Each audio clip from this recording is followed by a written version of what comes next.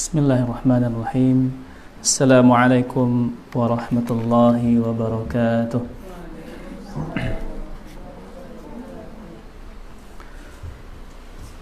Alhamdulillahilladzi nahmaduhu wa nasta'inuhu wa nastaghfiruh wa na'udzu billahi min shururi anfusina wa sayyiati a'malina. Man yahdihillahu fala mudilla lahu wa man yudlil falan tajida lahu waliyyan mursyida. Asyhadu an la ilaha illallah wahdahu la syarika lah wa asyhadu anna Muhammadan 'abduhu wa rasuluh la nabiyya ba'dah. Amma ba'du. Bapak Ibu kaum muslimin dan muslimat di mana saja berada, semoga Allah senantiasa merahmati kita semuanya. Pertama sekali, marilah kita senantiasa bersyukur pada Allah Azza wa Jalla, di mana saat ini Allah masih mengizinkan kita untuk bertemu di salah satu rumah Allah yang ada di permukaan bumi ini, dalam rangka untuk belajar agama yang satu-satunya agama diridhai oleh Allah Subhanahu wa taala. Semoga Allah senantiasa berikan kepada kita taufik, kemudahan dalam mempelajari agama Allah yang mulia ini. Salawat dan salam semoga tercurahkan selalu untuk Nabi kita Muhammad sallallahu alaihi wasallam. Bapak Ibu kaum muslimin dan muslimat yang dirahmati Allah Subhanahu wa taala. Adapun materi yang akan kita bahas pada siang hari ini adalah tata cara solat yang ringkas saja, sesuai dengan apa yang diajarkan oleh Nabi kita Muhammad sallallahu alaihi wa ala alihi wasallam. Terkadang ada sebahagian orang bertanya, kenapa kita harus mengikuti Nabi sallallahu alaihi wasallam dalam mengajarkannya? Siapa yang tahu jawabannya, Pak? Kenapa kita harus mengikuti Nabi di dalam mengerjakan ibadah salat itu? Nabi adalah petunjuk. Apa lagi? Ya, karena syarat diterimanya amal itu ada dua macam. Pertama, ikhlasulillah, kita mengikhlaskan hanya kepada Allah. Tidaklah kita mengerjakan ibadah solat kecuali kita kerjakan hanya untuk Allah. Ini yang pertama. Ya. Artinya apa?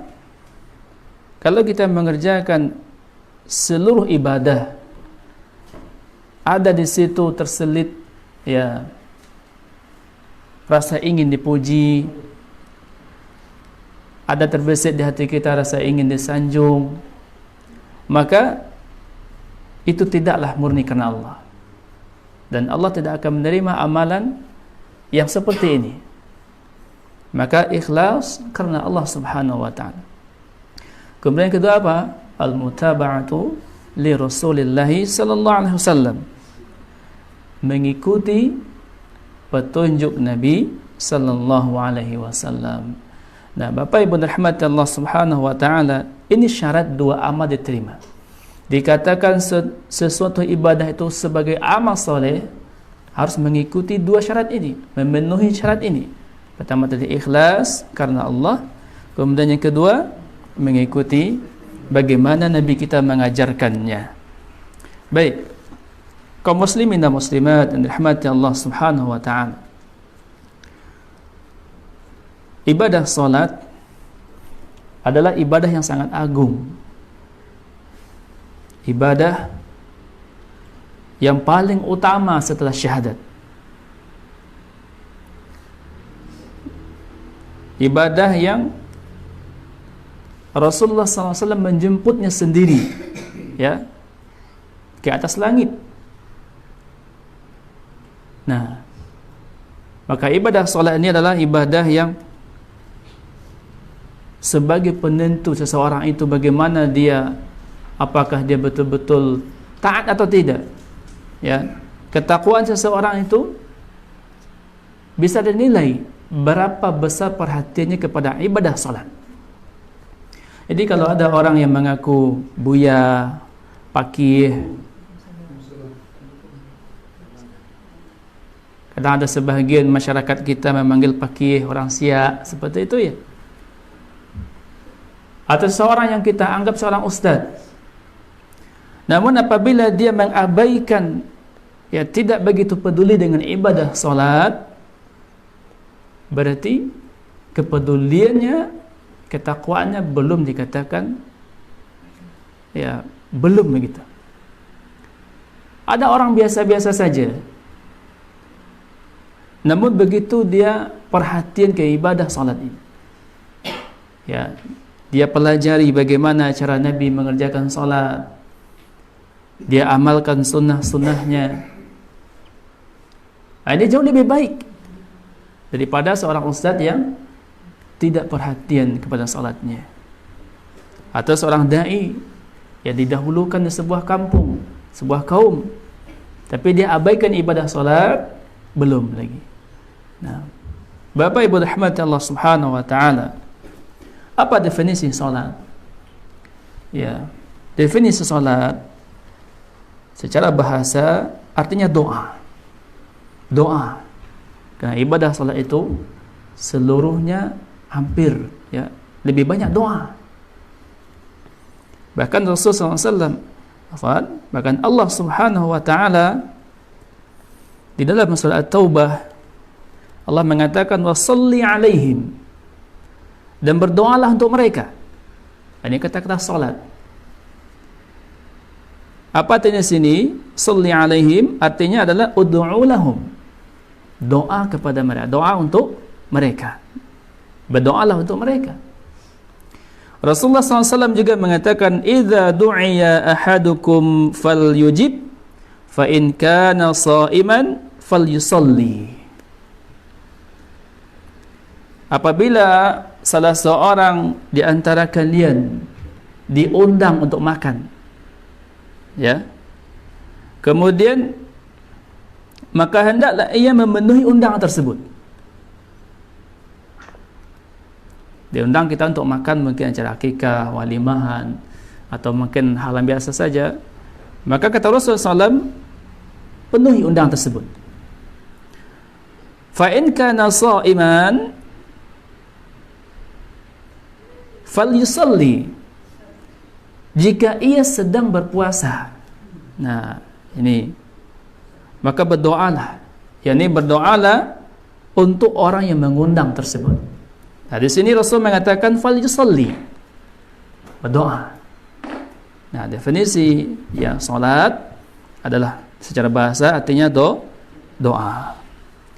Kemudian menurut istilah, ibadah salat adalah suatu ibadah kepada Allah dengan ucapan, beribadah kepada Allah dengan ucapan dan perbuatan yang sudah dikenal, dimulai dari takbir dan diakhiri dengan salam, disertai niat dengan syarat-syarat yang khusus. Nah, ini secara istilah. Bapak Ibu kaum muslimin rahmati Allah Subhanahu wa taala, ibadah salat adalah ibadah yang memiliki kedudukan yang paling utama sebagaimana yang kita bahas tadi, ya, di dalam Islam setelah kalimat syahadat, ya, setelah kalimat syahadat. Diriwayatkan dari Ibnu Umar radhiyallahu ta'ala anhuma, ia berkata, Nabi sallallahu alaihi wasallam bersabda, bunyal islamu ala khamsin, Islam itu dibangun di atas 5 perkara. Syahadati an la ilaha illallah wa anna muhammadan rasulullah. Ini yang pertama, bersaksi bahwa tidak ada atau tiada ilah yang berhak untuk diibadahi. Ini penjelasannya Bapak. Bukannya tidak ada Tuhan selain Allah, tidak. Tapi kita bersaksi bahwa tiada ilah sembahan yang berhak diibadahi illallah, kecuali hanya Allah. Wa anna Muhammadan Rasulullah, dan kita juga bersaksi bahwasanya atau sesungguhnya Muhammad adalah utusan Allah. Ya. Ini pondasi yang pertama. Kemudian setelah ini wa iqamis salat, mendirikan salat. Ini wajib Bapak Ibu rahmati Allah Subhanahu wa taala. Kemudian yang ketiga wa itaiz zakati, menunaikan zakat atau membayarkan zakat. Wa shaumi ramadhana, berpuasa di bulan Ramadan. Wal haji, dan melaksanakan ibadah haji. Nah, ibadah salat nomor 2 setelah syahadat. Nah, kemudian ibadah salat juga sangat-sangat dianjurkan bagi kita untuk menjaganya. Sampai-sampai Rasul sallallahu alaihi wasallam mengatakan, inna bainar rajuli wa bainasy syirki wal kufri tarkas shalah. Perbedaan antara seorang muslim dengan kemusyrikan, orang-orang musyrik atau orang kafir, adalah meninggalkan salat. Bahaya Bapak Ibu rahmati Allah. Ya, sebahagian kaum muslimin na'udzubillah hari ini bermudah-mudahan dengan ibadah ini. Mereka anggap satu hal yang biasa saja. Mereka anggap satu hal yang biasa saja. Mereka meninggalkan tiba waktu iman mereka naik, mereka ibadah. Tiba beko iman mereka turun, mulai diakhirkan. Abeko nak di kerajaan sama sekali, mulai tinggal cik-cik. Begitu seterusnya. Bahkan Rasulullah SAW mengatakan, al-ahdul ladhi bainana wa bainahumus salatu faman tarakaha faqad kafar. Perhatikan sabda ini Bapak Ibu rahmati Allah Subhanahu wa taala. Perjanjian antara kita dengan mereka adalah salat. Barang siapa meninggalkannya, faqad kafar, maka sungguh dia telah kafir. Namun kafir di sini ya perlu penjelasan. Jangan nampak orang tak salat langsung kita katakan kafir. Kalau bahasa awaknya ditenju nanti dia orang. Ya, tak boleh. Kita harus pelajari kenapa dia meninggalkan solat, apa alasannya. Kita pelajari. Ya, ada orang meninggalkan solat Bapak Ibu rahmati Allah karena tak pandai. Ada. Ya, kita pelajari apa alasannya. Abdullah bin Syaqiq, seorang tabi'in, beliau berkata, dahulu para sahabat Nabi sallallahu alaihi wasallam tidak melihat suatu amalan pun yang bila ditinggalkan menjadi kafir kecuali salat. Nah, ini begitu pentingnya kedudukan salat dalam agama kita. Bahkan orang yang meninggalkannya, perilaku tersebut dikatakan sebagai orang kafir. Bapak Ibu rahmati Allah Subhanahu wa taala. Kemudian yang ketiga, kedudukan solat dalam agama kita adalah solat adalah tiangnya agama. Solat adalah tiangnya agama. Dan agama tidak mungkin akan tegak tanpa ibadah solat. Rasulullah sallallahu alaihi wasallam mengatakan, ra'sul amril islamu wa amuduhu salat wa dhirwatu sanamihil jihadu fi sabilillah. Pokok segala urusan adalah Islam. Tiangnya adalah salat. Tiangnya. Kalau dalam bangunan apa tu Pak? Tiang tu apa tibanya? Tonggak ya? Ya. Tonggak. Tak akan mungkin datuk bisa dipasang atau kudo-kudo semacam kalau tonggak anda ada. Nah, tiangnya. Jadi kalau ada orang meninggalkan solat, apa kata Nabi? Berarti mereka meruntuhkan agamanya. Iya, meruntuhkan agamanya. Dan bahkan ibadah solat adalah amalan yang pertama sekali dihisab nanti dari kita. Amalan pertama sekali yang dihisab adalah solat. Kalau solat kita baik, selamat kita. Solat kita diterima oleh Allah, maka diterima semua amal.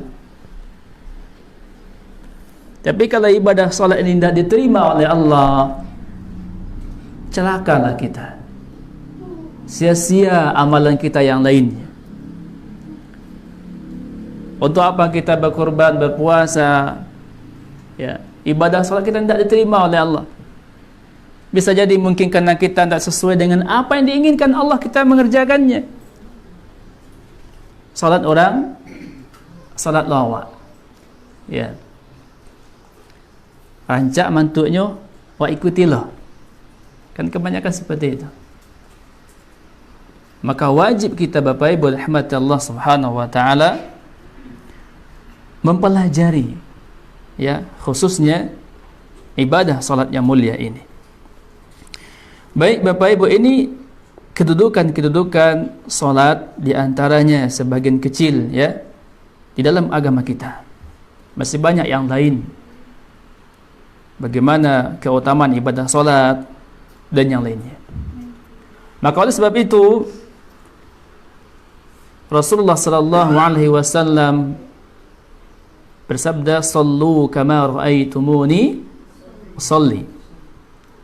Salatlah kalian seperti kalian melihat aku salat. Kalau kini Nabi nak doa sama walid. Beliau sudah meninggal sekian abad yang lalu. Bagaimana kita bisa belajar dari hadis beliau sallallahu alaihi wasallam yang dihafal oleh para sahabat, dilihat oleh para sahabat, diwariskan oleh mereka generasi setelahnya. Para ulama kita menjelaskan sampai serinci-rincinya. Tidak ada lagi alasan kita mengatakan hari ini, ya, saya tidak tahu, tidak ada, ya. Maka wajib kita pelajari. Bapak Ibu rahmati Allah Subhanahu wa taala. Untuk meringkasnya, kita langsung saja kepada ibadah salat itu sendiri. Ya, kalau kita bahas ini sangat panjang sekali, tebal ini ya. Mungkin ya. Yang intinya sekarang kita bagaimana kita bisa faham bagaimana sih salat yang diajarkan Nabi. Ini. Kita masuk pertama rukun salat. Rukun salat.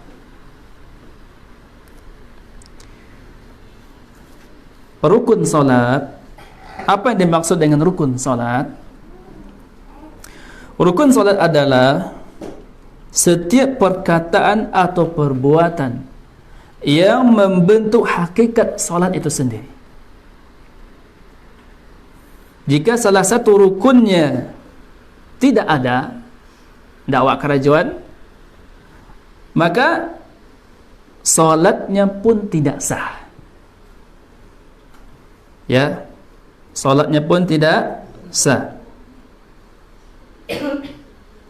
Meninggalkan salah satu rukun, ada beberapa kondisi kenapa orang meninggalkan rukun-rukunnya. Pertama, meninggalkannya dengan sengaja. Dalam kondisi seperti ini salatnya batal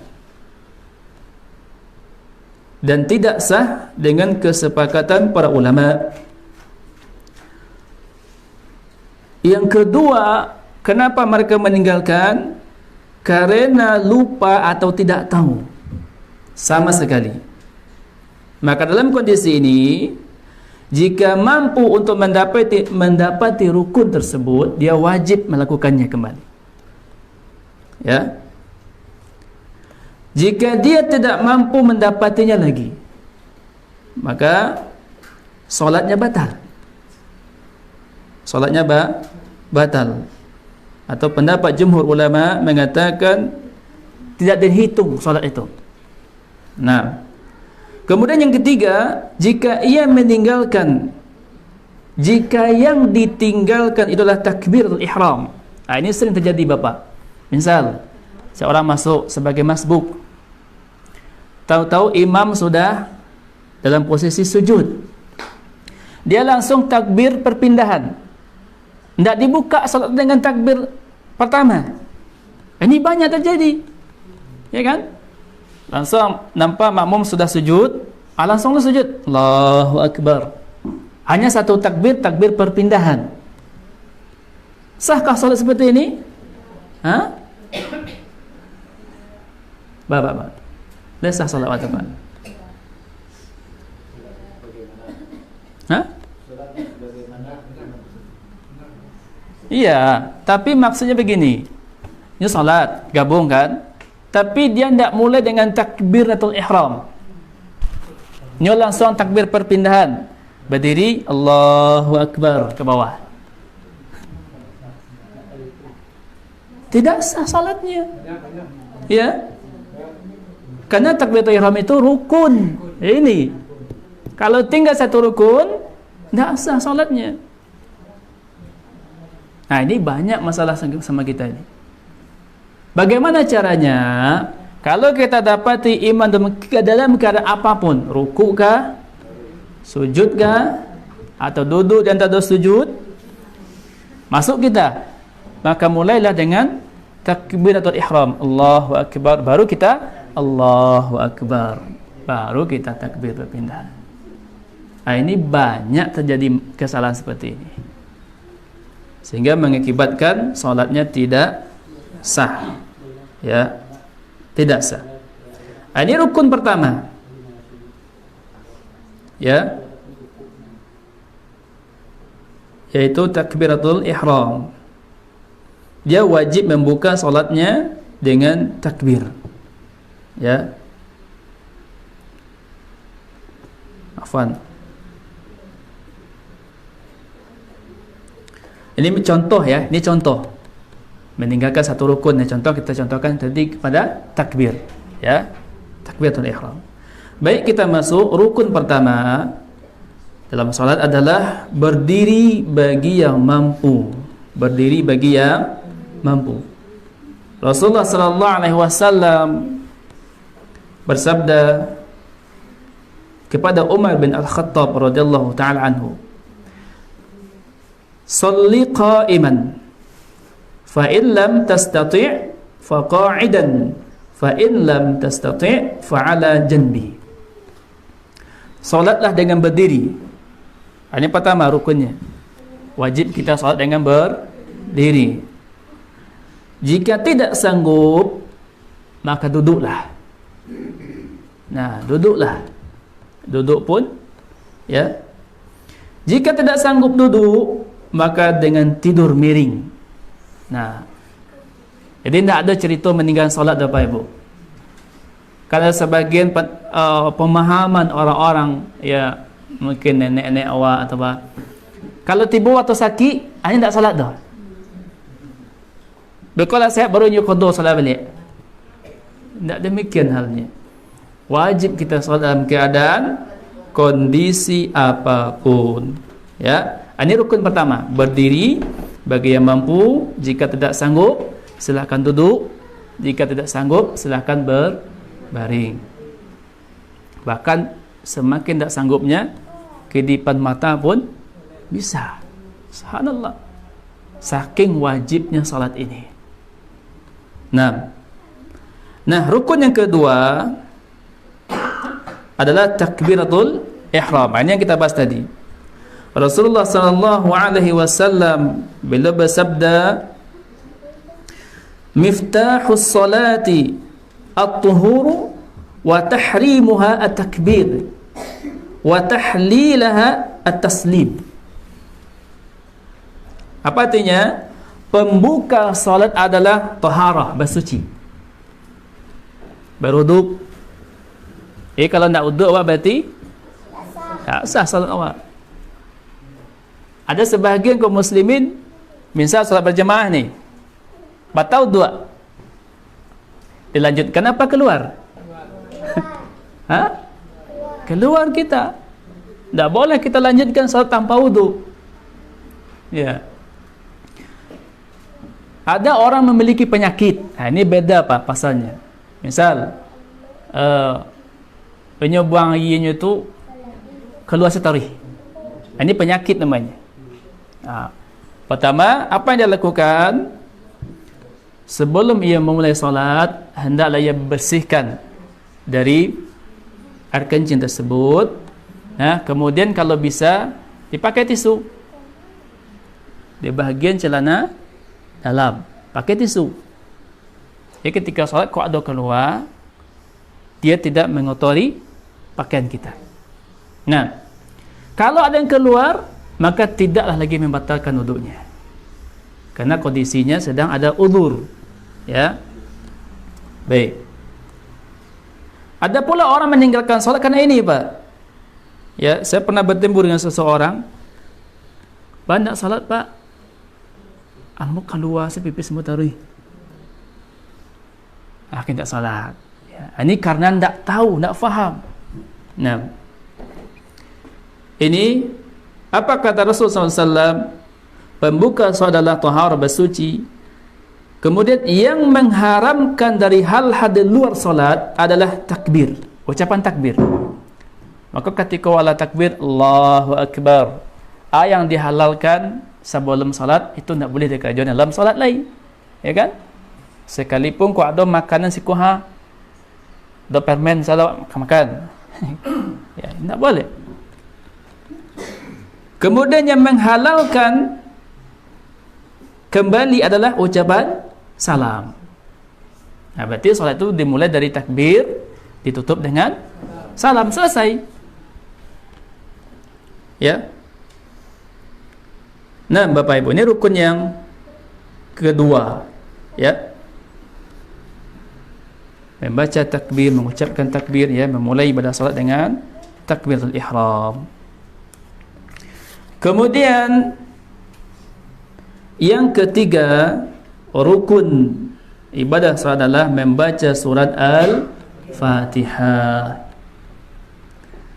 Nabi sallallahu alaihi wasallam mengatakan, la salata liman lam yaqra bi Fatihatil Kitabi. Tidak sah solat seseorang yang tidak membaca Al-Fatihah. Artinya surah Al-Fatihah. Nah, bagaimana kalau dia tidak faham? Ada sebahagian kaum muslim yang solat terkadang surah Al-Fatihah itu tidak benar dibacanya. Maka wajib kita mempelajari, ya, bagaimana cara membaca surah Al-Fatihah itu dengan benar, dengan tajwid yang benar. Karena ini rukun. Kalau ikut tidak sah, berarti tidak sah ibadah kita. Ada sebagai orang mengatakan iyyaka na'budu wa panjang dunya, ya, atau dalam ayat terakhir ghairil maghdubi alaihim, terlalu panjang dunya misalnya. Maka hendaklah kita pelajari bagaimana kaedah tajwidnya. Jangan sampai awak membaca kasalamak dawa asal gitulah, ya kan? Kita pelajari makhraj hurufnya, kita pelajari, karena ini penting sekali. Ini menentukan sah dan tidak sahnya ibadah solat kita, ya, sah dan tidak sahnya. Ada yang mengatakan siratal ladzina an'amta alaihim, an'amta aja semuanya, tidak ada bedanya. Serupa orang namanya kekurangan ini, rongga hidung bas satu je rongga mulut, an'amta alaihim, itu semuanya.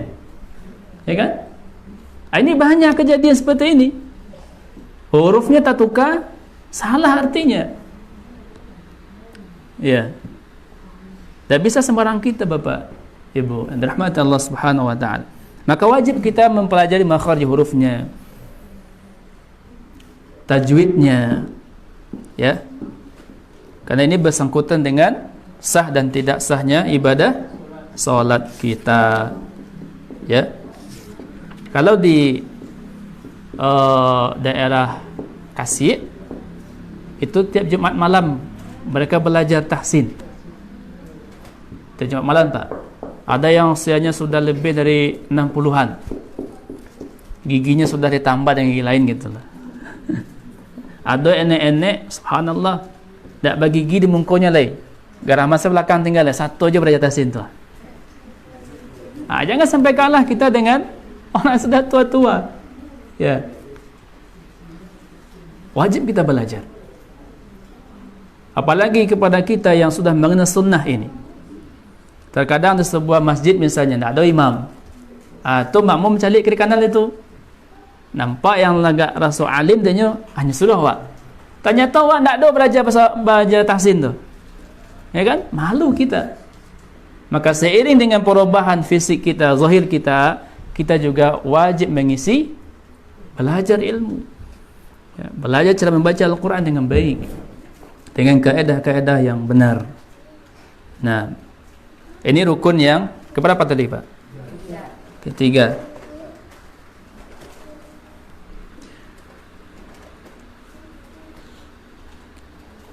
Kemudian rukun yang keempat, ruku' dan tumakninah. Ruku' dan tumakninah. Berarti tumakninah termasuk apa? Rukun. Ya, karena beliau SAW mengatakan, "Thumma rka' hatta tatma'inna," maka rukuklah kalian, kemudian tumakninah. Kita ulangi, "Thumma rka' hatta tatma'inna raki'an." Kemudian rukuklah dan tumakninahlah ketika rukuk. Tumakninahlah ketika rukuk. Ini banyak yang ditinggalkan oleh umat hari ini. Di mana ketika mereka solat, ya, tidak ada tumakninah sekali sedikit pun. Awak dua baru inyalah selesai, ampe. Dalam waktu 2 menit selesai 4 rakaat misalnya. Dan ini banyak terjadi ini. Ya. Mulutnya membaca terus. Beko alam tiba rukuk lai nyata kat lelek. Apa kot? Alam sempurna lai sujud lelek. Seperti itu terus.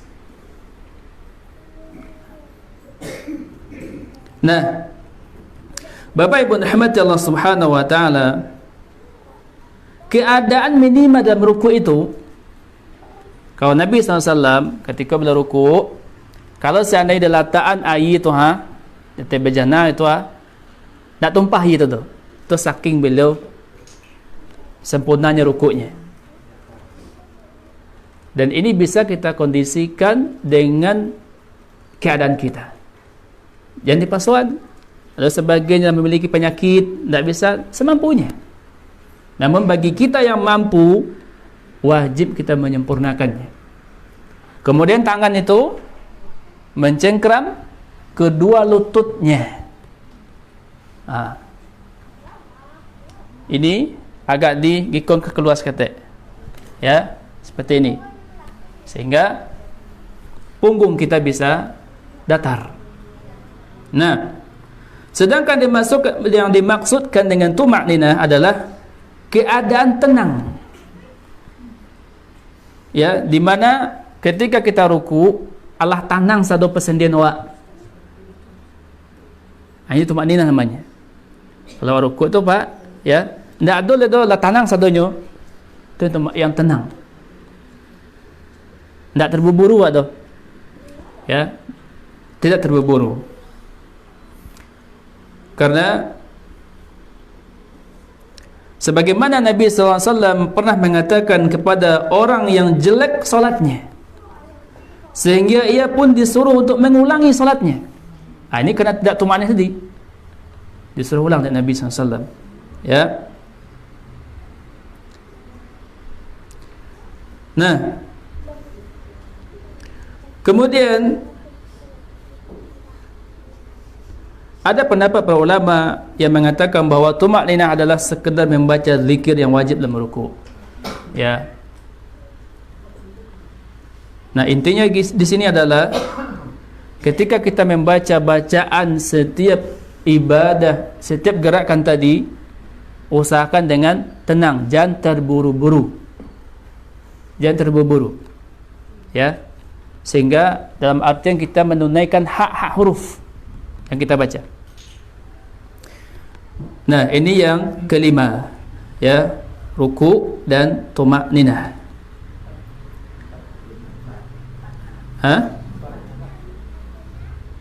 Yang keempat ya, maafan. Ya, yang keempat ya, rukun yang keempat dan yang kelima maksudnya. Rukun yang keempat dan yang kelima. Ya. Baik. Kemudian rukun yang berikutnya ke-6 dan ke-7. Ini kita gabung. Ke-6 dan yang ke-7.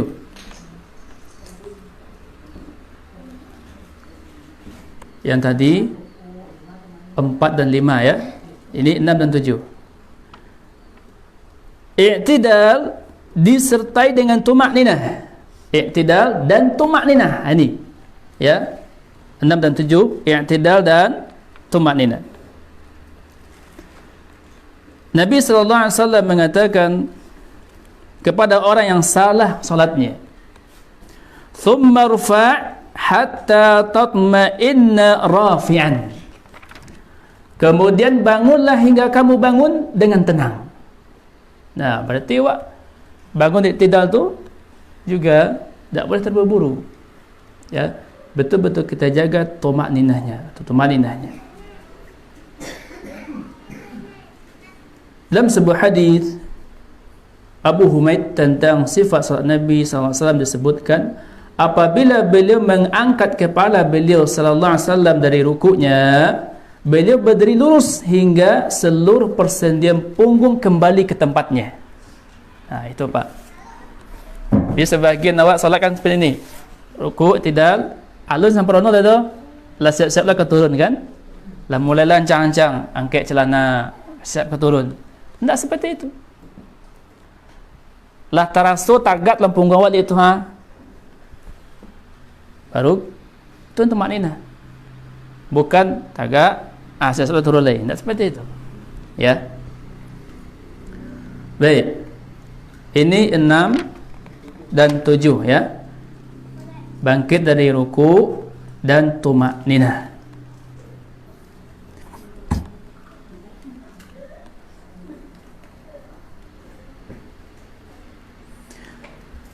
Kemudian yang ke-8 dan ke-9,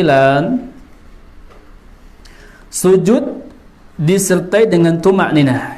Ini sama. Sujud disertai dengan tumakninah.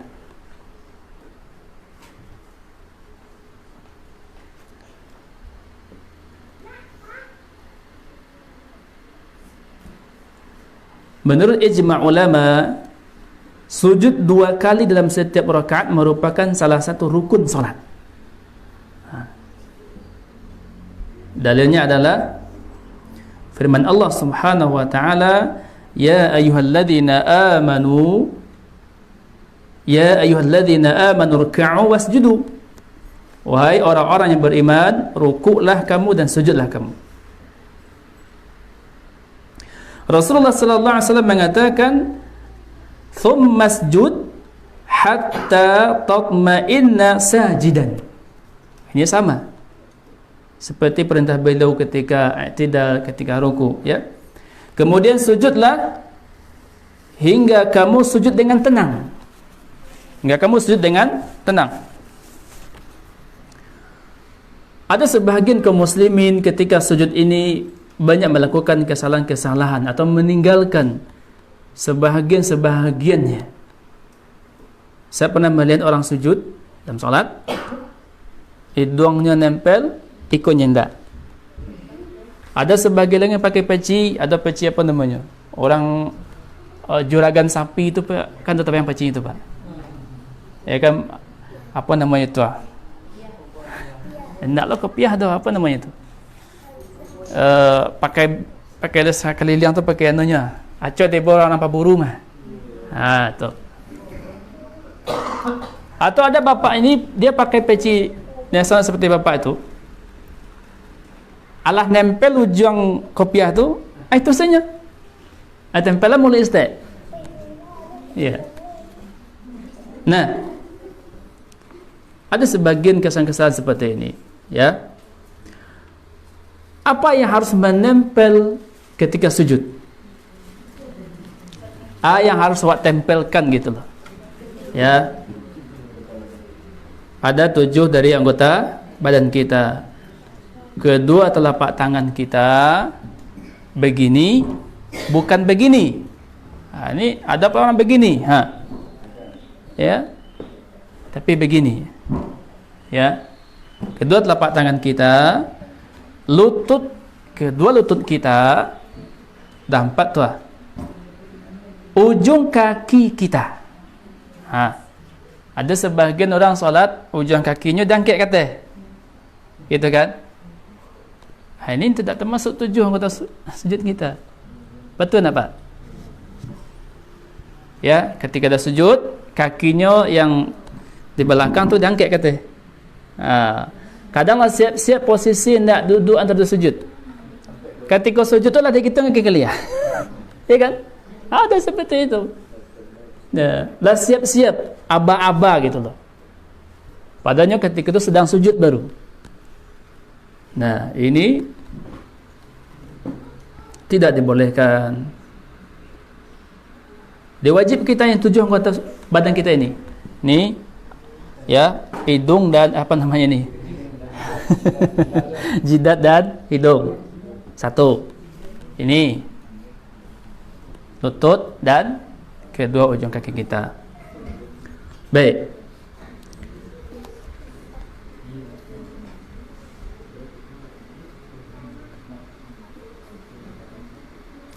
Rasulullah sallallahu alaihi wasallam bersabda,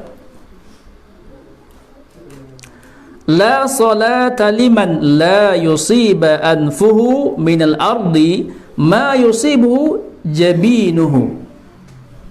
Apa artinya di sini? Tidak ada solat bagi orang yang hidungnya tidak menyentuh lantai sebagaimana dahinya. Tidak ada kita. Berarti ini pembatal. Ya. Tidak ada solat kata beliau SAW. Hadis ini disahihkan Syalbani, ya, diriwayatkan oleh apa ini namanya?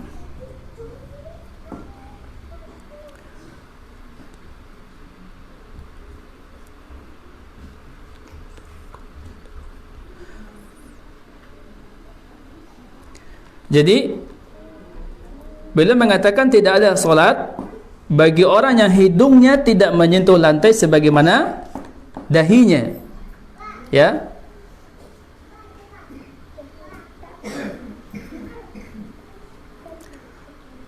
Maka wajib kita Bapak Ibu dirahmati Allah untuk menempel kedua-duanya, jidat dan hidung, ya.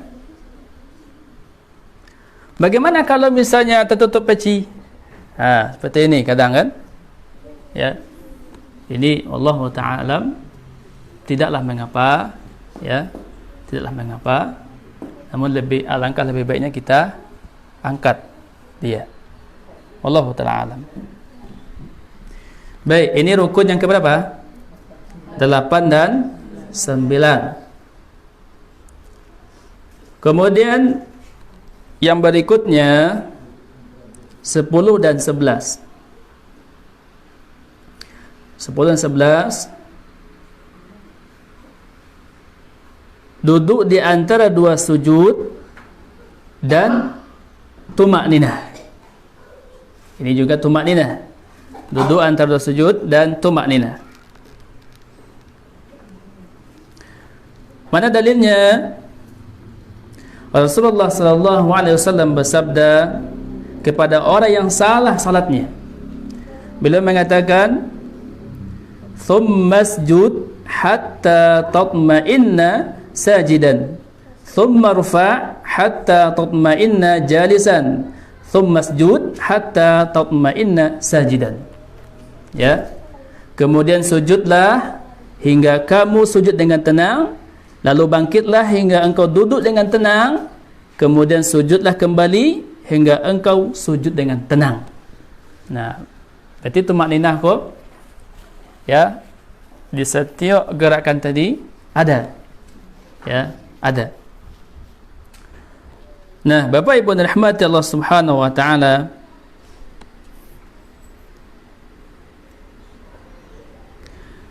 diriwayatkan dari Aisyah radhiyallahu taala anha, ia berkata, jika Rasulullah sallallahu alaihi wasallam mengangkat kepala dari sujud, beliau tidak langsung sujud hingga duduk dengan tenang. Nah, berarti betul-betul duduk dengan tenang, ya. Betul-betul duduk dengan tenang. Nah, ini rukun yang ke-10 dan 11. Kemudian yang ke-12 dan 13 yaitu duduk dan membaca tasyahud akhir. Duduk dan membaca tasyahud akhir. Ya. Jika salatnya ada 4, maka setelah selesai tasyahudnya bangkit lagi ke atas seperti awal tadi. Ya. Nah, ini dalilnya Bapak Ibu rahmati Allah Subhanahu wa taala rukun dalam salat, tasyahud akhir, dan setelah itu kita mengucapkan salam. Ya. Ini rukun-rukun di dalam salat. Kalau ini ada sesuatu yang kurang, berarti tidak sah salat kita. Ya.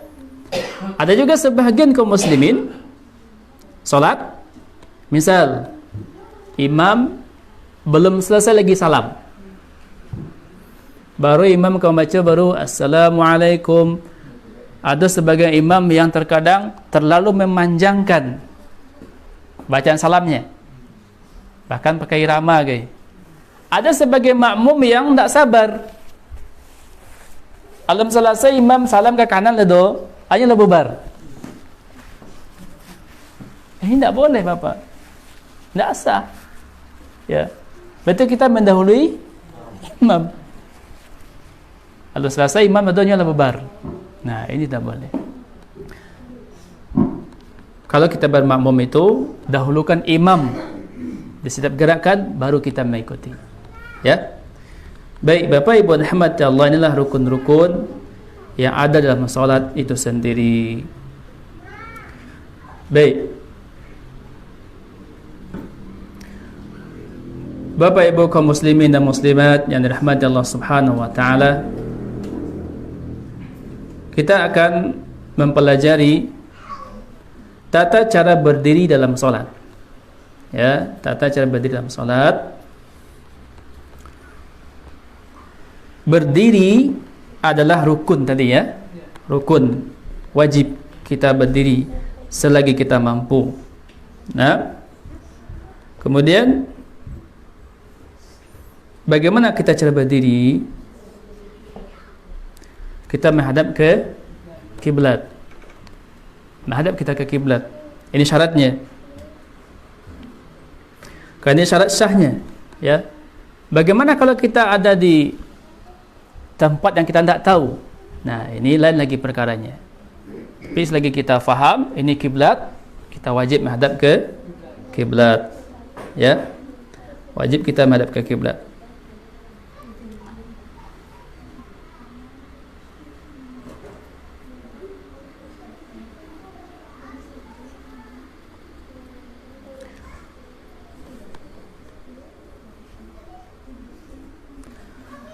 Ada Nabi SAW mengatakan, jika seseorang sedang sakit. Sedang sakit ya, atau safar. Dan ia terbiasa salat sambil berdiri, maka ia tetap diberi pahala ibadahnya sebagaimana ketika ia sehat. Nah, ini luar biasa Bapak. Kalau kita sudah terbiasa berdiri, misal sakit suatu saat, ya, kita akan mendapatkan pahala yang sebagaimana kita biasakan tadi. Ya, dapat pahala seperti orang berdiri dalam salatnya. Ya, berdiri menghadap ke kiblat. Kemudian apa yang kita lakukan lagi? Ada yang namanya sutrah. Apa itu sutrah? Ada yang tahu? Ya. Sutrah secara bahasa artinya sesuatu yang dapat menghalangi. Sutrah ini sangat penting sekali, ya, ketika kita hendak mau salat. Kenapa? Karena dengan adanya pembatas antara kita dengan sutrah tadi, ya, sutrah ini pembatas, ya, orang bisa lewat dari sini, ya. Ini untuk menjaga supaya orang tidak berlalu lalang di depan kita. Apalagi ketika kita salat di masjid misalnya, ya kan? Maka kita disunahkan untuk mencari sutrah. Disunahkan untuk mencari sutrah, pembatas. Karena Rasulullah SAW mengatakan, jika seseorang mengerjakan salat, maka salatlah dengan menghadap sutrah dan mendekatlah padanya. Bahkan para ulama mengatakan minimalnya 3 hasta. Hasta ini, ya, 3 kali ini, itu minimal. Lebih dekat itu lebih baik. Apa yang bisa kita jadikan sutra? Banyak. Bisa satu yang tinggi, ya, atau mungkin dinding atau tonggak, atau mungkin orang di depan kita. Sesuatu yang bisa kita jadikan pembatas, ya. Kemudian beliau sallallahu alaihi wasallam mengatakan,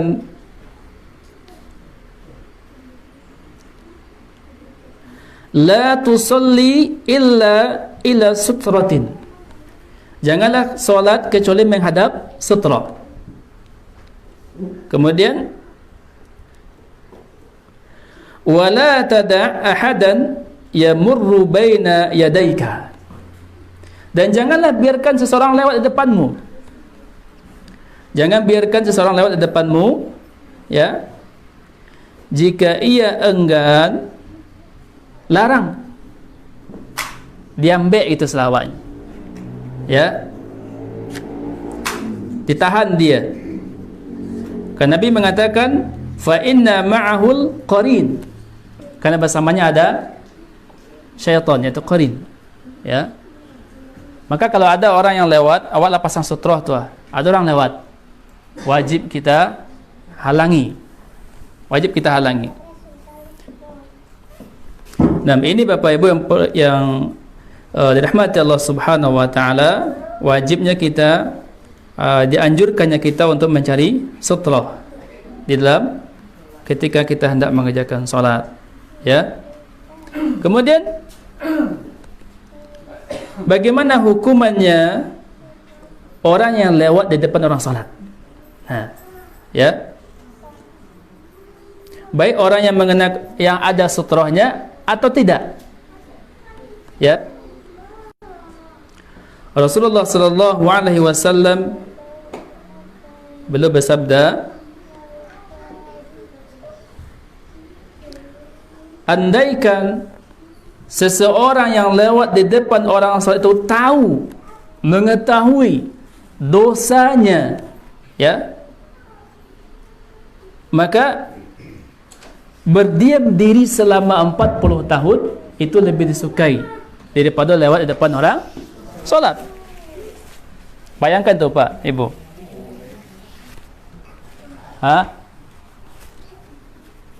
Andaikan sesuatu tahu dosanya tu, berdiamnya tu selama 40 tahun, itu dipilih, lebih disukai daripada lewat di depan orang yang salat, ya. Maka kalau misalnya ada seseorang yang solat tidak pakai sutra, misal di masjid, kebiasaan awak misalnya apa namanya tu, menurut kebiasaan sampai di mawak boleh lewat di depan orang tu, mungkin rasa awak akan dakik segi kokot, tu tak boleh rasanya.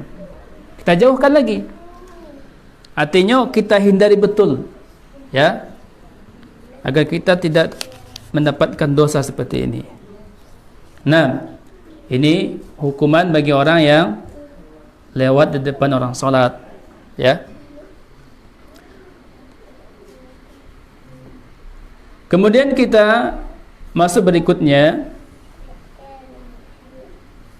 tata cara takbir, ya, cara bertakbir, ya, bagaimana cara mengangkat tangan. Cara mengangkat tangan,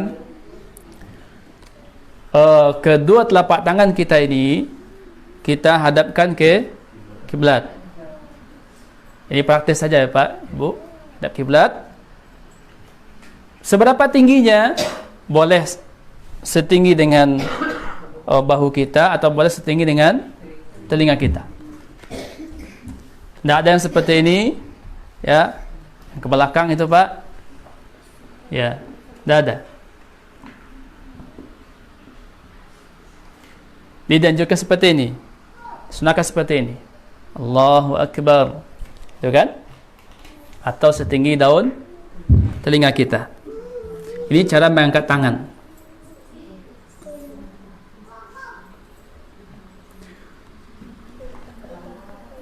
Nah, kemudian cara bersedekap. Ini juga cara bersedekap diajar oleh Nabi SAW. Pertama, boleh kita begini, ya, ditempelkan begini. Boleh kita tempelkan begini, atau kita pegang, ya, kita pegang lengan tangan kiri kita dengan tangan kanan, kita pegang. InsyaAllah. Kok panasnya dek? Alhamdulillah terasa. Mantap. Iya, panas. InsyaAllah. Syukran tak.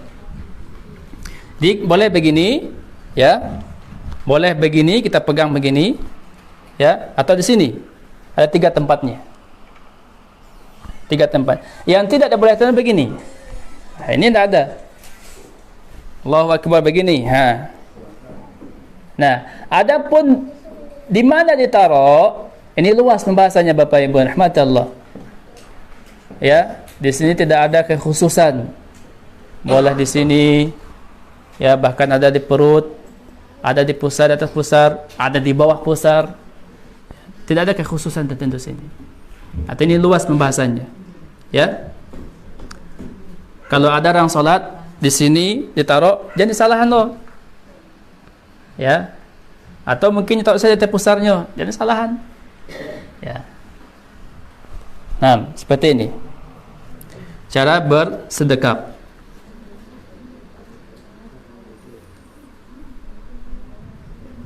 Nah, setelah itu mata kita kama matawa mencaliak seperti itu, ya. Hindarilah mata kita melihat ke atas, tua, ya, atau melirik ke kanan dan ke kiri tanpa ada keperluan. Ini tidak boleh Bapak Ibu rahmatullah. Ya, boleh kita memandang ke depan atau ke tempat sujud. Nah, kadang kita lihat para imam, ya, mereka memandang ke situ, ya kan? Memandang ke Ka'bah gitu. Boleh. Atau kita memandang ke tempat sujud. Kedua-duanya dibolehkan. Ya, kedua-duanya dibolehkan. Mana yang lebih khusyuk kita rasanya? Kalau rasanya khusyuk tempat sujud, kita lihat ke tempat sujud. Atau rasanya khusyuk begini, seperti ini, ya, tidak masalah. Yang tidak boleh itu begini, atau kesini mata kita. Ya, ada orang salat tu, dia sedang salat tu, sabdanya diperhatikan. Yang bergerak di depannya itu diperhatikan. Nah, ini tidak dibolehkan seperti ini. Ya. Bapak Ibu dirahmati Allah Subhanahu wa taala, ini ketika kita berdiri. Kemudian setelah itu kita membaca doa apa namanya? Doa istiftah. Doa istiftah. Ini banyak macamnya. Ya. Kita membacanya satu-satu. Bapak Ibu rahmati Allah. Kita membacanya satu-satu, bukan digabung.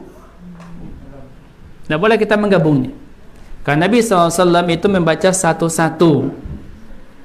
Contoh, kita pengennya membaca Allahu Akbar kabira walhamdulillahi katsira wa subhanallahi bukratan wa asila. Selesai. Satu doa iftitahnya itu, Pak. Atau kita mau membaca wajjahtu wajhiya, itu panjang doa iftitahnya. Boleh juga kita baca. Atau kita baca Allahumma ba'id baini wa baina khataayaya dan seterusnya. Ya, silakan kita pilih. Atau juga ada subhanakallahumma wa bihamdika wa tabaraka ismuka wa ta'ala jadduka wa la ilaha ghairuka. Banyak doa iftitah. Ya. Kita membaca satu-satu di setiap salat. Ya. Ada wajjahtu wajhiya lilladzi. Ini panjang sekali doanya. Nah, ini pun boleh kita baca. Nah, setelah itu, sebelum kita membaca surah Al-Fatihah, mulailah dengan beristi'adzah, membaca a'udzu billah. Apa dalilnya? Allah Subhanahu wa taala berfirman, "Fa idza qara'tal Qur'ana fasta'idz billah minasyaitonir rajim."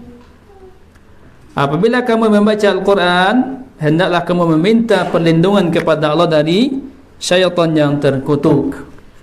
Banyak juga macamnya. Bisa kita baca a'udzubillahi minasyaitonir rajim atau a'udzubillahi samil alim minasyaitonir rajim. Nah, banyak. Min hamzihi min hamzihi wa nafthihi wa nafthi. Ya. Pilihlah mana yang kita inginkan dari kalimat isti'adzah tersebut. Ya. Nah, baru kita membaca basmalah. Bismillahirrahmanirrahim. Ini untuk kalimat isti'adzah ini untuk permulaan rakaat saja. Ya, awal rakaat gitu. Ya, bukan rakaat kedua, ketiga itu tidak lanjutkan lagi. Allah Ta'ala alam. Nah,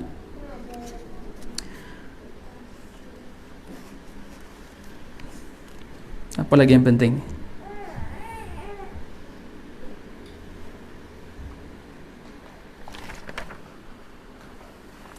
Kemudian membaca amin. Ya.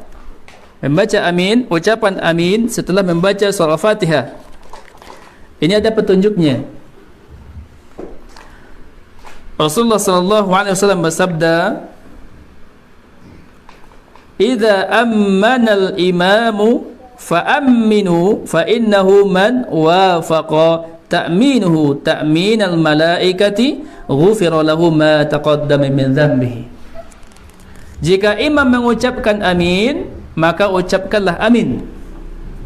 Sesungguhnya barang siapa yang ucapan aminnya bersamaan dengan ucapan amin para malaikat, maka diampuni dosa-dosanya yang telah berlalu. Berarti awak tak boleh menolak imam tu. Betul kan? Kadang imam belum selesai linnya tu. Awak lah langsung say amin di belakang. Dan imam pun harus mengeraskan aminnya. Terdengar ada makmum. Ya, aminnya.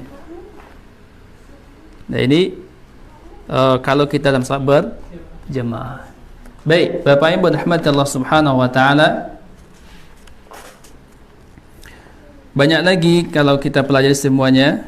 Ini bacaan-bacaan ya, bacaan-bacaan yang disunahkan kita membaca ketika di setiap perpindahan-perpindahan gerakan-gerakan tersebut di dalam ibadah solat. Dan insyaAllah ini sudah faham kita semuanya. Apa yang kita baca ketika duduk antara sujud, apa yang kita baca ketika i'tidal, ya, atau mungkin apa yang kita baca ketika tasyahud, nah, at-tahiyatulillah dan seterusnya. Nah, sampai di sini ada yang ragu? Asal enggak? Ya, karena ini sudah biasa kita bahas ya. Baik, kalau ada yang mau bertanya silakan.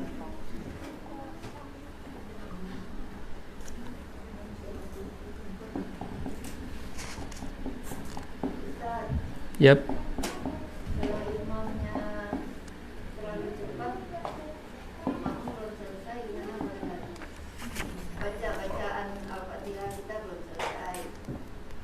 Ya.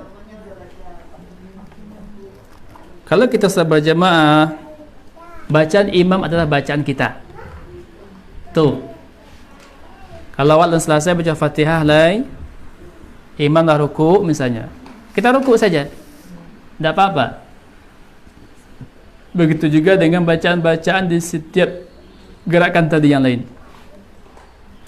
Nah, maka oleh sebab itu Bapak Ibu, ya, kita pelajari juga nanti bacaan-bacaan yang ringkas. Contoh, ada imam mencapai rukuknya. Awak apa baca apa namanya? Subhana rabbil azimi, subhana rabbil azimi. Ada yang pendek, kita baca yang pendek. Atau mungkin duduk antara sujud, awak baca yang panjang. Ada yang pendek. Rabbighfirli, rabbighfirli. Selesai. Nah, intinya di sini ya, banyak bacaan-bacaan yang diajarkan oleh Nabi kita. Maka dianjurkan kita juga membaca semuanya. Artinya gini, tidak awak fokus cik sudah gitu.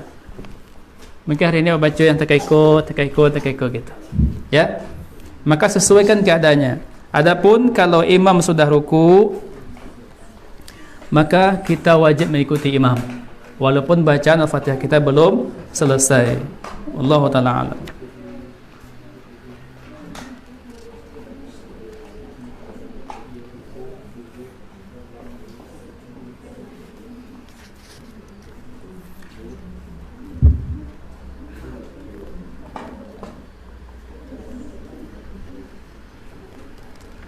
Nah, kemudian Bapak Ibu rahmati Allah, sebelum kita salam, tadi bacaan sujud sudah faham, ruku sudah faham, ya, baca-bacanya. Sebelum kita salam, selesai kita berselawat atas Nabi kita, maka Rasulullah SAW mengatakan, apabila salah seorang dari kalian selesai membaca tasyahud akhir, maka berlindunglah kepada Allah dari 4 hal. Nah, ini jangan ditinggal, ya. Apa itu? Pertama dari siksaan neraka jahanam, kemudian dari siksaan kubur, kemudian dari fitnah kehidupan dan kematian, kemudian kejahatan al-masih dajjal. Ini ada doanya, ya. Ada yang hafal? Apa doanya? Allahumma inni a'udzubika min adzabi jahannam. Apa lagi? Wa min adzabil qabri wa min fitnatil mahya wal mamat wa min syarri fitnatil masihid dajjal. Kemudian ada wasiat Nabi yang juga tak boleh kita tinggalkan. Selain ini boleh kita baca yang lain. Allahumma a'inni ala dzikrika wa syukrika wa husni ibadatika. Ya, dan masih banyak doa-doa lain yang bisa kita baca seperti yang diajarkan Nabi juga. Allahumma inni zalamtu nafsi zulman katsira wa la yaghfiru dzunuba illa anta faghfirli maghfiratan min 'indika warhamni innaka antal ghafurur rahim. Ya. Ini juga bisa kita baca Bapak Ibu.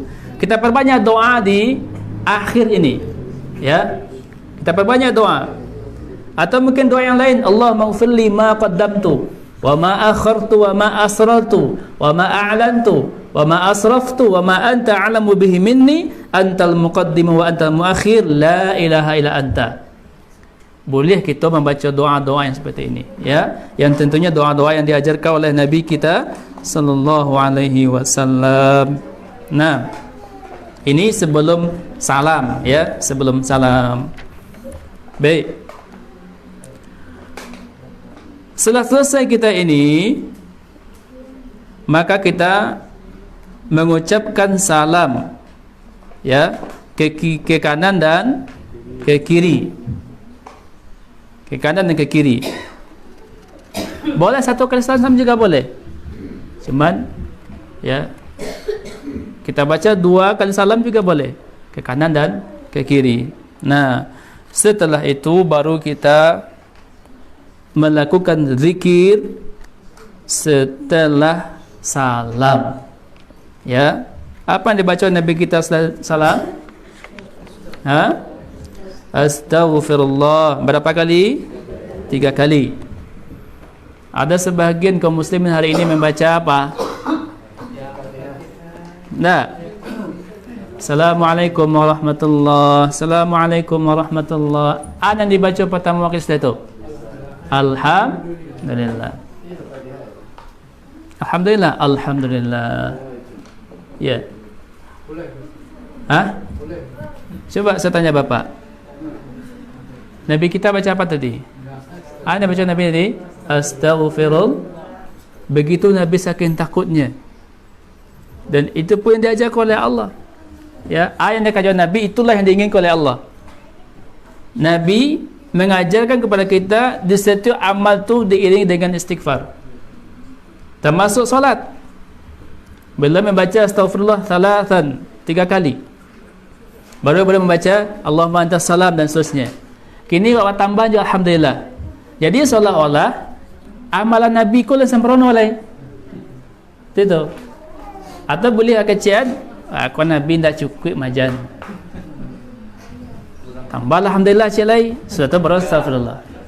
Tinggal. Aku prasangka namanya Pak. Di mana dosanya Pak? Kerancak alhamdulillah tu doa. Kan kalimat zikir tu. Tapi di mana dosa awak? Menganggap seolah-olah awak anggap amalan Nabi itu tidak sempurna. Di situlah dosanya awak menyelisihi ayat yang dibaca oleh Nabi sallallahu alaihi wasallam.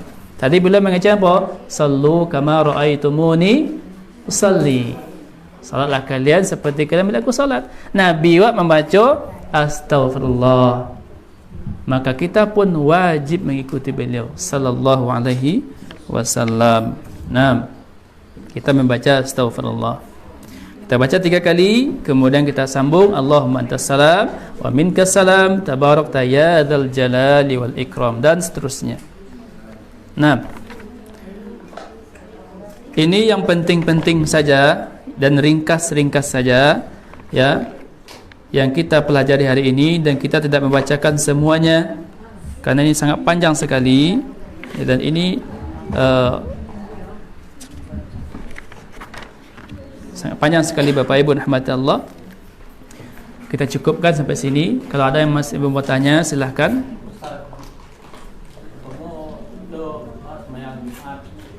Posisi di depan. Terus itu angin apa yang ada? Ya. Atau mungkin seperti kau asal berjamaah. Tanya tahu awak berdiri di tengah-tengah saf tamu. Apa yang kita lakukan? Kita keluar kita salah ikut barisan saf, kan? Nah, keluar kita ke belakangnya. Tak masalah. Kalau dalam saf berjamaah tu tak masalah kita keluar melewati orang yang solat. Nah, kalau malu, baca cara lain. Cak-cak pakok saya duang. Keluar awak. Itu kan. Ya. Jangan dilanjutkan salat awak kerana doa sudah batal. Tak sah salawat dah. Dan bahkan awak berdosa dia. Nah, jadi keluar kita ke samping. Ke samping lalu. Jangan ditorbos ke tengah-tengah. Kacau orang nanti, ke samping. Kalau awak tengah-tengah kan, ke situ dulu, ke samping. Atau kemari. Baru dia tapi awak jalan. Baru tapi awak cari pintu keluar. Seperti itu. Ya. Jangan tengah-tengah awak. Oh, terbos tu kan. Kacau orang buku sebanyak-banyaknya. Boleh. Dalam salat berjemaah itu boleh kita lewat di depan mereka. Ikut dalam solat berjemaah ya, dalam solat itu ya. Batau dua awak, nah itu lakukan. Cari pintu yang paling mudah kita capai. Nah, seperti itu. Wallahu ta'ala alam. Ada Pak Ibu, insya-Allah ke pembahasan sangat ringkas ya. Karena kalau dibahas sadonya pun tak ahli mana tu. Ya. Sangat ringkas saja kita bahas. Ada lagi yang mau ditanyakan? Ya.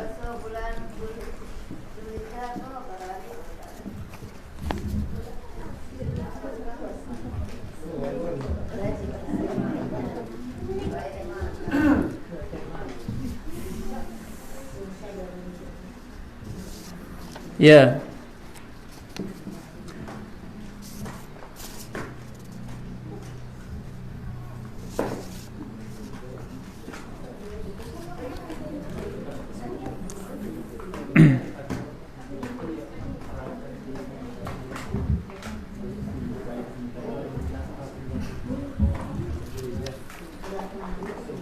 Ada pertanyaan di sini.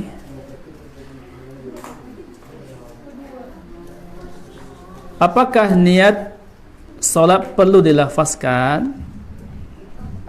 Pertanyaannya, apakah niat solat perlu dilafazkan? Baik.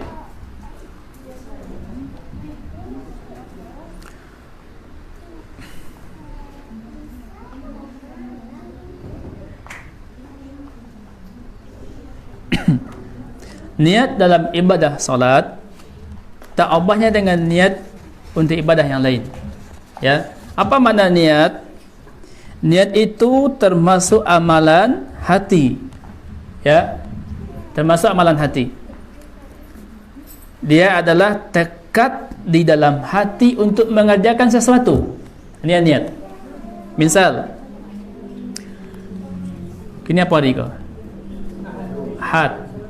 Pasal peninggang bila? Kamis. Rabu malam. Ya. Rabu malam. Bapak Ibu ada usaha berdagang. Atau mungkin ada gini. Awak besok pergi ke pasar. Ya kan? Nah, pagi hari lah siap-siap. Sesubuh mandi, ganti baju, cari sesuatu yang kau bawa ke pasar. Mungkin keranjang, peletak bahan-bahan kau di Bali. Nah, kalau ada di rumah, apa kau baca niat tadi? Sengaja mau pergi ke pasar, pergi baliko, karena Allah. Enggak kan? Cuman tekad tadi malam itu yang wujudkan di pagi harinya. Nah, jadi intinya apa? Niat di dalam solat itu adalah tekad. Ada kuat kerajaan. Masuk zuhur, adzan orang jam 12 lewat 27 minit. Berarti itu solat untuk solat zuhur. Lihat ada apa-apa ibu-ibu yang niatnya solat asar? Enggak kan? Enggak. Karena menentang niat tadi. Atau masuk pukul sebentar lagi, adzan asar. Awaklah yakin tu jam 1:30 lewat itu azan untuk solat asar. Tak akan mungkin salah niat wala tu. Allah tagak ambil wudu awak kan? Lapai awak ke masjid. Nah, apa niat boleh? Kena kan? Awaklah tahu bahawa awak akan jam solat asar. Jadi niat itu tekad di hati. Ya, tekad di hati dan dia adalah amalan hati.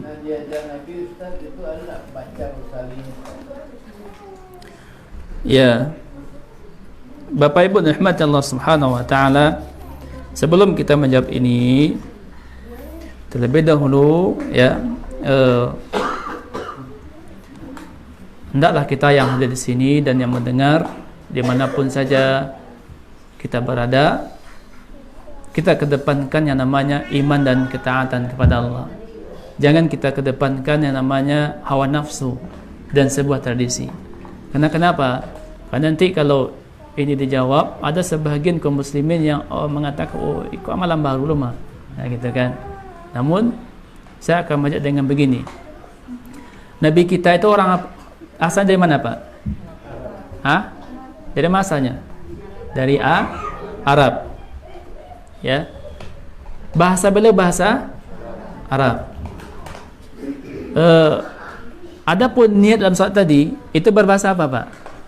Berbahasa Arab. Yang saya ingin tanyakan, silahkan ditanya kepada orang yang mengamalkannya, tunjukkan satu dalil saja. Adakah Nabi SAW membacanya? Itu saja. Adakah Nabi SAW membacanya dengan melafazkan niat tertentu yang berbentuk bahasa Arab? Karena niat ini adalah yang terpenting juga dalam ibadah, ya kan? Nah, yang akan saya tanyakan, adakah dalilnya gitu loh. Wallahu ta'ala alam, sampai saat ini kami belum menemukan dalilnya satupun bahwasanya Nabi itu melafazkan niatnya dengan bacaan-bacaan tertentu. Tapi jika ada, silakan diamalkan. Nah, kenapa? Karena sebagaimana kita sampaikan tadi, pesan Nabi SAW, man amila amalan laisa alaihi amruna fahuwa raddun. Barang siapa yang beramal dengan sebuah amalan tidak ada dasarnya dari kami, maka ia tertolak. Ya, wallahu ta'ala alam. Silakan Bapak Ibu tanya kepada yang lebih alim dalam masalah ini.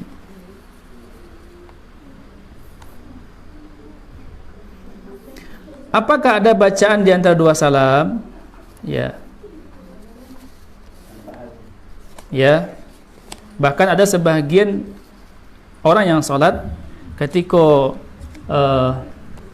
salam ke kanan dibuka tangan kanan, salam ke kiri ditutup tangan kiri, karena mereka berkeyakinan salam ke kanan ko membuka pintu surga.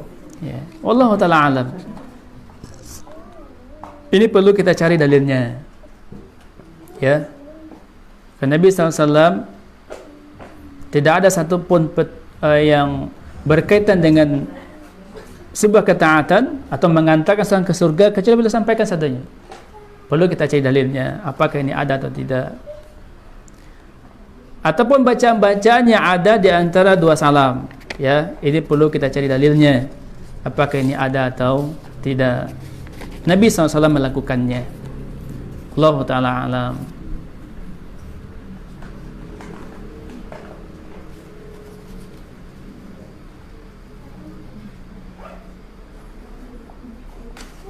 Ya, kalau ada gangguan ketika sedang sholat, bolehkah kita membaca istighfar atau berta'awudz atau sambil meludah ke kiri? Ya, kalau Bapak Ibu merasakan gangguan-gangguan syaitan, maka perintahkan kita untuk berlindung kepada Allah. Meludah ke kiri itu bukan air ludah. Kau jangan kanai orang sebelah awak. Isyarat saja. Ya. Apalagi kalau orang yang sedang diganggu jin itu sering diganggu ketika sholatnya, sering diganggu. Itu Pak, orang yang diganggu jin itu Pak, ya, kadang ada yang terasa di belakangnya guys. Nah, banyak macam gangguannya ketika sholat. Kita berlindung kepada Allah dari gangguan mereka dan ludah angin. Nak ludah sabana itu, ludah angin saja, ya. Ini dianjurkan, ya. Bolehkan kita melakukan hal ini. Allah Ta'ala alam. Ada lagi Bapak Ibu?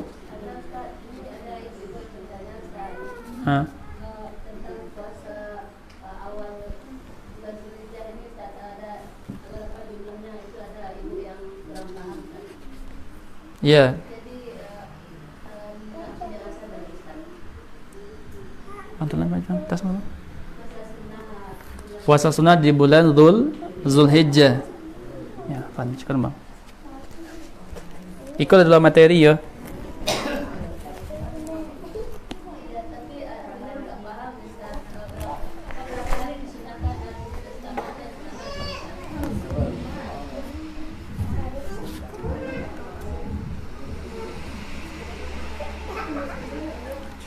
Masih panjang waktu kita ya.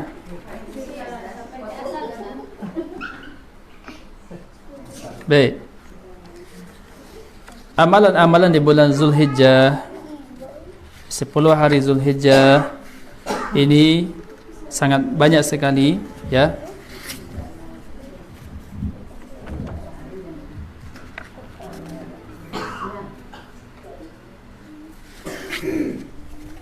Apa amalan-amalan yang boleh kita lakukan ketika telah memasuki 1 Zulhijjah? Ini sangat banyak sekali. Di antaranya memperbanyak zikir selama 10 hari ini, ya. Memperbanyak zikir. Kemudian kita berpuasa, ya. Di 10 hari ini disunahkan kita berpuasa sampai hari 9 Zulhijjah, ya, 9 Zulhijjah. Boleh Bapak Ibu mengerjakan puasa sampai 9 Zulhijjah, atau kalau tidak sanggup, jangan ditinggalkan yang 9 Zulhijjahnya. Perbanyak berzikir, ucapan-ucapan zikir, Allahu Akbar, Allahu Akbar, La ilaha illallah, Allahu Akbar, walillahil hamd, seperti itu ya. Boleh. Itu amalan-amalannya yang boleh kita lakukan. Kemudian bagi Bapak Ibu yang berkurban di bulan ini, yang sudah ada hewan kurbannya sebelum 1 Zulhijjah, ya, maka hendaklah ia mengikuti petunjuk Nabi SAW di dalam ada larangan-larangan tertentu. Di antaranya beliau melarang kita untuk mencukur atau menggunting rambut atau memotong kuku, ya. Ini apa faedahnya? Kalau tidak ada jelas oleh Nabi, kita diam, ya. Kalau tidak ada jalan Nabi awak, tidak perlu tanya apa manfaatnya, apa faedahnya, tidak perlu kita tanya, ya. Yang jelas kita sami'na wa ata'na, kita dengar dan kita taati. Jadi bagi Bapak Ibu yang lah ada menandai hewan kurban sebelum 1 Zulhijjah, maka dia wajib menahan diri. Adapun misal kinilah hari yang keberapa kau? 7 ya? Orang di Jumat puasa raya kan? Kini hari Minggu, hari kelima. Nah, misal hari besok baru dapat hewan kurban, berarti ketika lah ada hewan kurban, di situ boleh menahan. Misal apa sedari 1 Zulhijjah tidak ada hewan kurban tu, berarti Pak boleh potong kuku. Beko lah ada hewan kurban, di situ Pak boleh menahan. Seperti itu, ya. Nah, jadi boleh puasa sunnah Bapak Ibu, ya, 10 Zulhijjah ini selama 10 hari selama 9 hari Zulhijjah ini. Ada yang ke-10 kita lah raya kan. Nah, sampai 9 Zulhijjah kita sunahkan berpuasa. Bagi yang sanggup silahkan. 9 Zulhijjah itu yang lebih utama, ya, yang kita tinggalkan.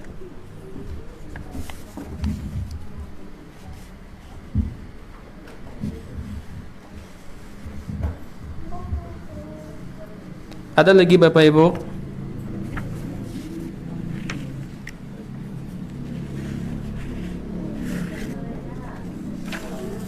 Yang seputar solat, dan ada yang ragu lain?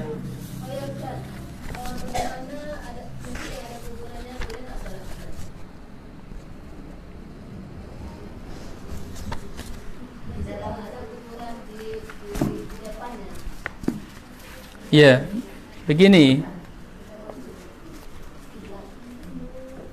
Masjid yang di dalamnya ada kuburan, ini tidak boleh. Tidak ada pembatas tu, ya. Namun jika ada pembatas, contoh ini masjid kita, di luarnya ada kuburan, ini wallahu ta'ala alam, ya, ada sebahagian yang membolehkan, ya, tidak apa-apa. Tapi yang di dalamnya kuah, Aku ada situ atau di mana, nah tidak boleh. Tapi kalau lah di luar, lah ada pembatas dinding, nah ini insyaallah boleh insyaallah. Hah?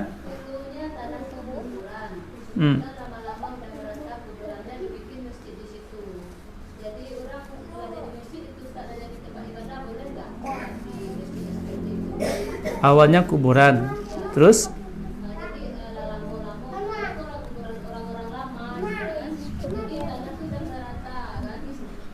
jadi orang bangun masjid, dibangunnya masjid di atas kuburan tuh. Jadi sekarang udah jadi masjid. Jadi kuburannya harus dipindahkan dulu. Ya. Berarti dulu kuburan daripada masjid. Ya, dulu kuburan masjid. Enggak boleh empik masjid di kuburan tu dengan masjid tu. Kita pindahkan terlebih dahulu. Allah Ta'ala alam.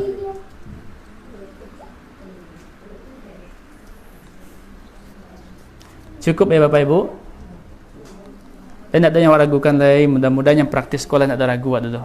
Ya.